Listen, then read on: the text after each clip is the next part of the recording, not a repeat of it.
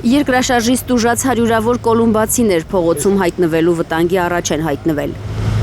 7.4 մագնիտուդով ցնցումներից վնասված շենքերում ապրելն անհնար է, դրանք ենթակա են քանդման, բայց որտեղ մնան քաղաքացիները։ Մեր բնակելի համալիրում 15 շենք էր, յուրաքանչյուրում 8 բնակարան։ Հիմա մեզ ասել են, որ դրանք բոլորը պետք է քանդվեն։ Պերեյրայում երկրաշարժից տուժածների հսկայական հերթեր են քաղաքի պետական հիմնարկների առաջ։ Վնասն են գույքագրում, բայց դա չի բավարարում քաղաքացիներին։ Նրանք ուզում են իմանալ, թե որտեղ են ապրելու, քանի դեռ տեղի իշխանությունը քաղաքը վերակառուցելու որոշում չունի։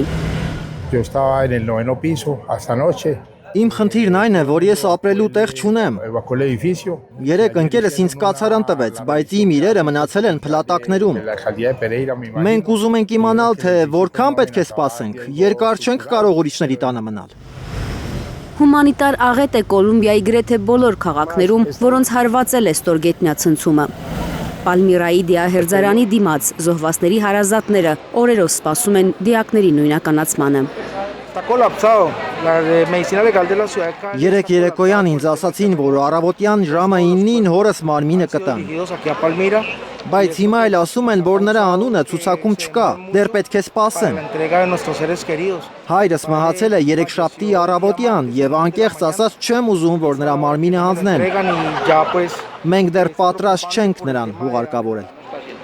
250 մարմին կա դատաբժշկական բաժանմունքում։ Այստեղ են բերել նաև երկրաշարժից ամենաշատը տուժած Կալիում զոհվածներին։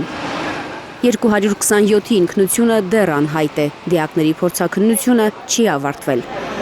Վերջին տվյալով 273 մարդ է մահացել Կոլումբիայում երկուշաբթի երկրաշարժի հետևանքով։